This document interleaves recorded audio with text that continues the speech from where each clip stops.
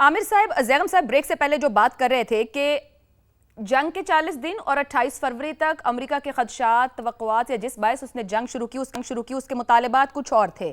وہ regime change تھا تو پھر خامنائی کے ساتھ خامنائی ریپلیس ہو گیا. میزائل کی بات کی جائے، جس ٹیکنالوجی کا ایران نے استعمال کیا تو اب تو لگتا نہیں مذاکرات میں میزائل پر بات ہو رہی ہے. نیوکلیئر پروگرام اور اسٹریٹ آف ہرمز تحفہ ہے صدر ٹرمپ کا دنیا کو، یہ جو بندش ہوئی ہے. آپ کے خیال میں کیا جو کچھ رپورٹ ہوا کہ جو ایرانی وفد یہاں پہنچا وہ جس تیاری سے تھا، اسٹریٹجیکلی، ٹیکنیکلی اور اپنے معاملات کو لے کر، اور امریکہ جو فوراً نتیجہ چاہتا تھا، یہ بھی ایک فرق بنا دونوں کے بیچ فوری طور پر نتیجے میں پہنچنے میں؟ کیونکہ ایران یا تہران کہا جائے تو ایک تحمل کے ساتھ، صبر کے ساتھ مستقل حل چاہتے ہیں، اور یہ بات مستقل ان کی جانب سے کنوے کی گئی. امریکہ کو صرف نکلنا ہے اور فوری نکلنا ہے، یہ ممکن نہیں. دیکھیں عائشہ، یہ بڑا واضح ہو جاتا ہے نا اگر آپ امریکہ کے اندر اس وقت جو کامنٹری ہو رہی ہے، جو ان مذاکرات کے دوران بھی ہوتی رہی، اور خاص طور پہ جو ان مذاکرات کے بعد جس نے ذرا زور پکڑ دیا، وہ یہ ہے کہ یہ جن امریکی مطالبات کا اب ذکر ہو رہا ہے اور ان کی اب بات ہو رہی ہے، جس کے اندر کہا جا رہا ہے کہ دو سب سے بڑے سٹکنگ پوائنٹ، ایک ان کا نیوکلیئر پروگرام ہے اور ایک اسٹریٹ آف ہرمز ہے.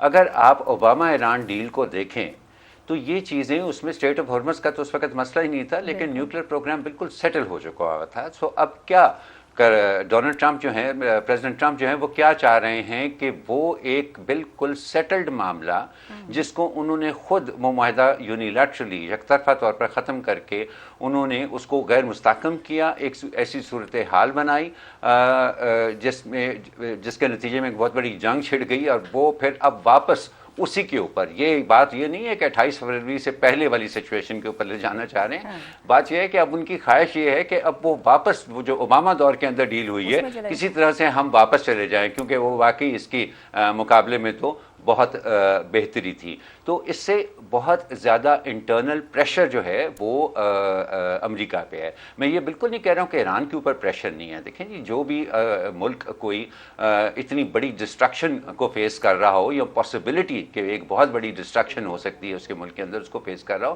تو یہ تو نہیں ہو سکتا نا کہ اس کے اوپر پریشر نہ ہو. لیکن اگر آپ پریشر کو ٹائم کے کانٹیکسٹ میں رکھ کے دیکھیں تو ٹرمپ ایڈمنسٹریشن جو ہے اس کے اوپر بہت زیادہ پریشر ہے. اسی لیے جب آج انہوں نے یہ والا ٹویٹ اپنا کیا اپنے ٹروتھ سوشل کے اوپر کہ جی ہم بلاکیٹ بھی کر سکتے ہیں ہرمز کی، تو زیادہ تر لوگ جو ہے وہ اس کے اوپر ہنس پڑے کہ بھیا اتنا ٹائم اگر آپ کے پاس ہوتا تو پھر اور بھی بڑا کچھ ہو سکتا تھا.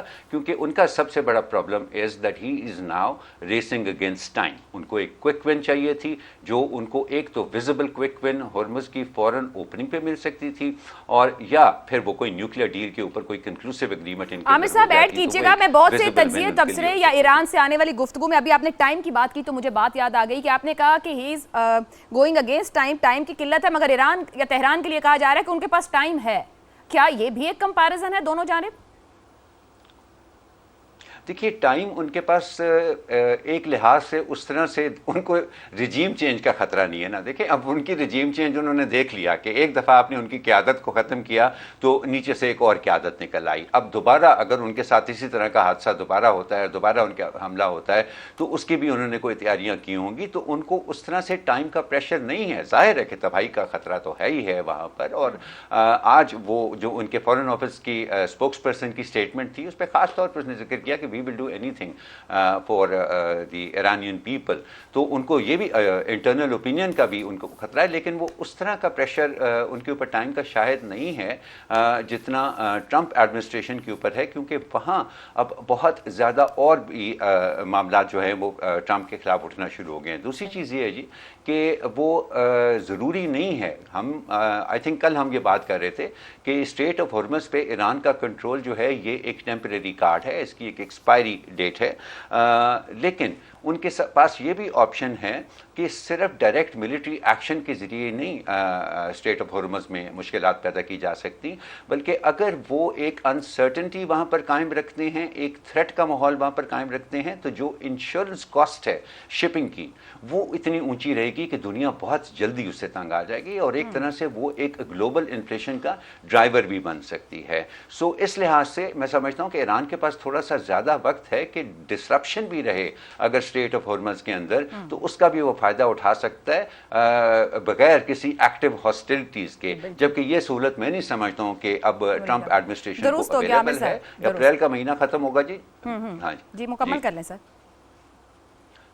ہاں میں صرف یہ کہہ رہا تھا کہ اپریل کا مہینہ ختم ہوگا تو 6 مہینے بعد ان کے مڈ ٹرمز ہیں، میرا خیال ہے ان کو جو کچھ ان کا سٹیک پر ہے نا، ان کو ان الیکشنز کی بہت زیادہ فکر ہوگی۔ اس کے علاوہ اور بھی کچھ معاملات اٹھ رہے ہیں لیکن اس کی بعد میں بات بالکل بالکل اس پہ بھی بات کریں گے۔ Any which way you look at it, ان کے اوپر ٹائم کا پریشر بہت زیادہ ہے، بہت زیادہ، اور یقینی طور پر ایران کسی بھی طرح سر اس کو ہینڈل کر سکتا ہے، جس ملک سے جیسے تعلقات ہیں اس حساب سے بھی اسٹریٹ آف ہرمز کو کھول کر فیسیلیٹیشن بھی دے سکتا ہے۔ زیغم صاحب اگر آپ کی جانب آؤں، جو ایرانی موقف سامنے آیا اور رپورٹ ہوا ہے، وہ کہہ رہے ہیں کہ جس بد اعتمادی کے ماحول میں گفتگو ہوئی ہے اس میں فوری طور پر نتیجہ اخذ کر لینا یا حقیقت پسندانہ نہیں تھا، اور مطالبات جو امریکی ہیں ان کو غیر معقول بھی کہہ رہے ہیں کہ سفارتکاری کا عمل جاری ہے مگر غیر مقبول یا غیر معقول مطالبات رکھے گئے۔ آپ کے خیال میں کیا ہو سکتا ہے؟ کیونکہ جے ڈی وینس نے صرف نیوکلیئر انریچمنٹ کے اوپر بات کی ہے، جس کو ابھی مزید شاید ڈیٹیل میں کھلنا باقی ہے کہ کیا ایران کا جو رائٹ ہو منیمم اس کا، وہ بھی امریکہ دینے کو راضی نہیں ہے۔ ایک تو اس کو کمنٹ کر دیجیے گا، اور ایک امریکہ کی طرف سے جو ٹرمپ کا ہے کہ معاہدہ ہو یا نہ ہو مجھے کوئی فرق نہیں پڑتا، ہم جیت چکے ہیں۔